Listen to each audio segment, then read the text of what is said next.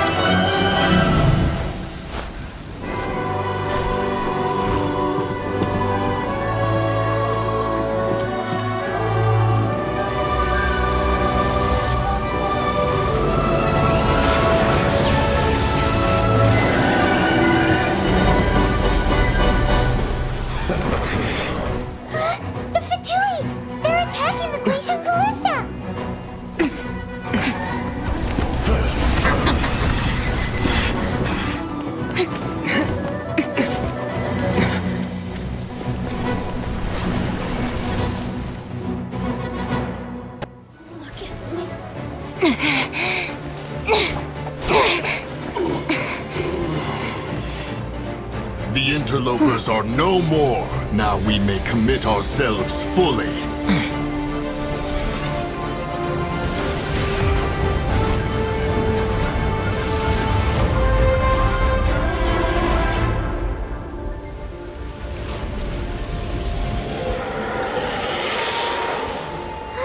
It's working! We just need to keep this up!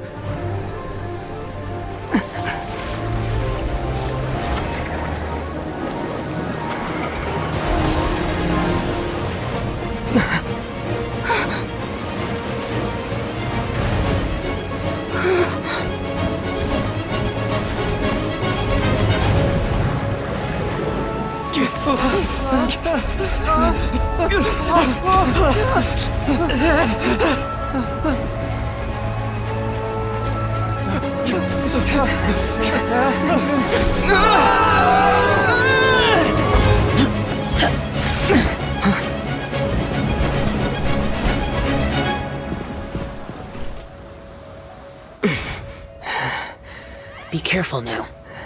The Guizhong Ballista is destroyed. Without its covering fire, retaliation shall be difficult. But the Jade Chamber is our last line of defense. We can't give another inch, no matter what. I have another idea. What do you mean, Lady Ningguang? I'll sacrifice the Jade Chamber. What is the meaning of this? I understand. Traveler, lend me a hand. Farewell, old friend. Goodbye for now. Let us meet again in the future.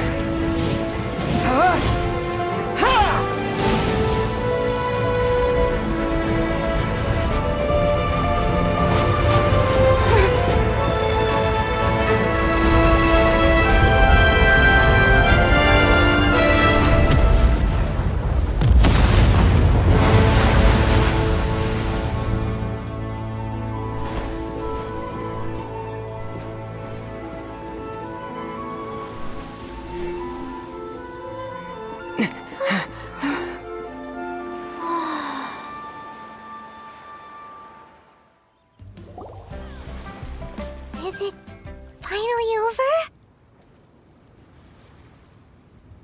The ominous aura of that monster has indeed begun to fade. The effects of the Sigil of Permission last but a short time. It will be some time before the Overlord of the Vortex can make any waves again. We are indebted to you for your assistance. If the Adepti hadn't happened to be here, the future of Liyue Harbor would surely have been in great jeopardy. Save your flattery. We didn't just happen to be here. Surely you won't pretend to have forgotten the reason for which we came. Come now. There's no need for such harsh words, Cloud Retainer. I've heard that when Ningguang began learning to do business, she had already started setting aside part of her then limited income in preparation for building the Jade Chamber. At first, it was only the size of a small room, but with continued expansion, it has become the palace that lies before you now. It is a testament to Ningguang's entire life, both as a businesswoman and as the backbone of the Liyue Qixing. Seeing the Jade Chamber destroyed in the defense of Liyue means much to her. To me, such cooperation and sacrifice deserves at least some recognition, don't you agree? Well, I was really hoping you would say that such sacrifice could at least be used as some leverage in our negotiations. Thank you all for hearing me out. We know very well why the Adepti came here today. But please forgive us. We cannot yield to your wishes. Oh? 3,700 years. According to our records, the Adepti signed a contract with Rex Lapis to protect Liyue 3,700 years ago.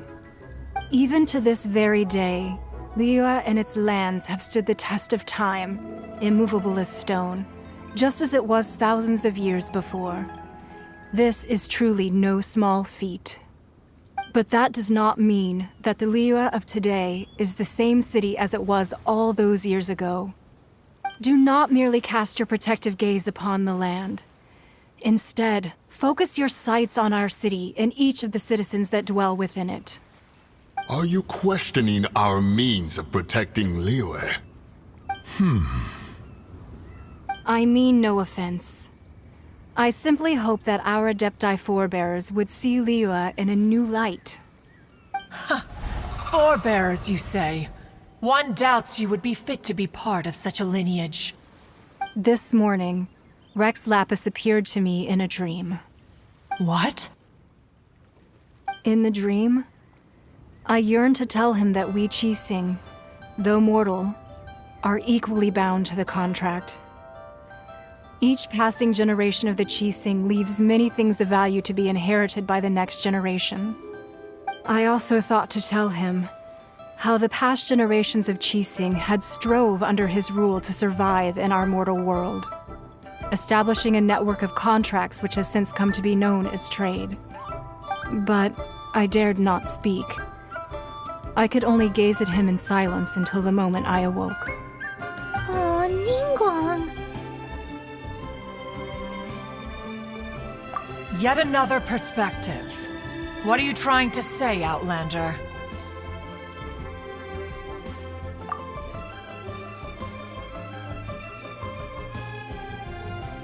Right! That's something that happened in Mondstadt. It's a story about the four winds and the people of the Animal Archon. The Animal Archon sought to quell the strife between the two sides, because he believed that such conflict would only scar the hearts of both, and that nothing good would come of it. Each of the 7 nations has its own scars from the past. Though your point is the very height of simplicity. As Adepti, we've become a laughingstock, to be chastised thus by an outlander who has lent us such succor. All right, all right. Didn't Ningguang suggest that we should focus on the city and each of its citizens? I know I already have, so why not see for yourselves? I apologize for appearing in full armor. I am afraid I cannot show the proper courtesies. And who are you? I am Feng Yan, a sergeant of the Millelith. I have come to extend my thanks to the Adepti. I thought this battle would perhaps be my last. But thanks to the aid of the Adepti, our forces were not as badly battered as I feared we might be. Although I am a mere mortal soldier, I promise to hold the line and never betray the grace given to us by the illuminated Adepti this day. Huh?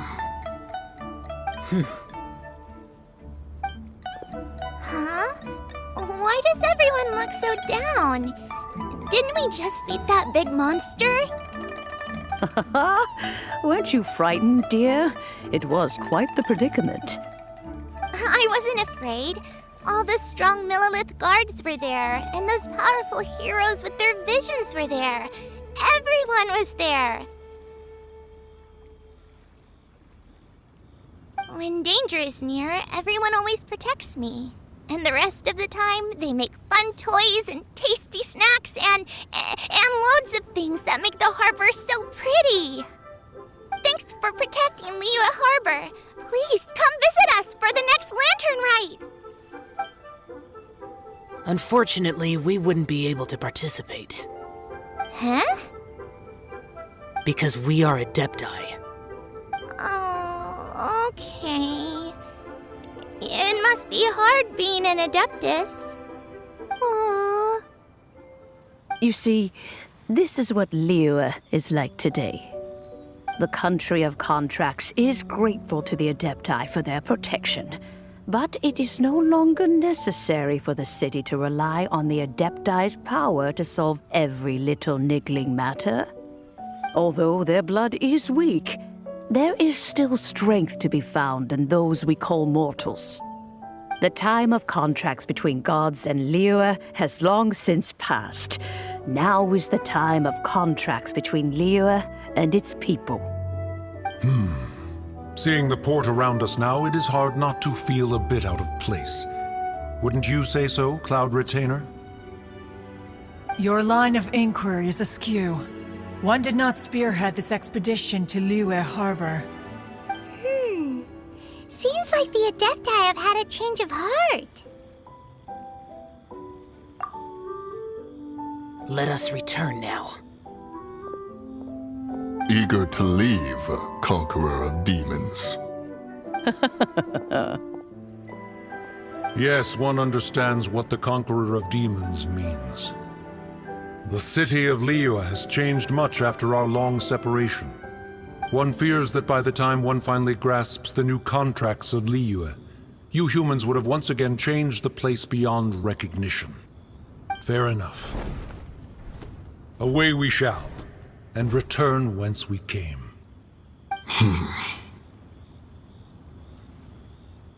Since we Adepti have consensus, then one shall persist no further. But how will we ensure that the Liyue Qixing will not simply exploit their power once we depart? In my view, that is still a thing to be guarded against. All right, Mooncarver, you needn't worry. It seems to me that this right of supervision is best left to the people of Liyue.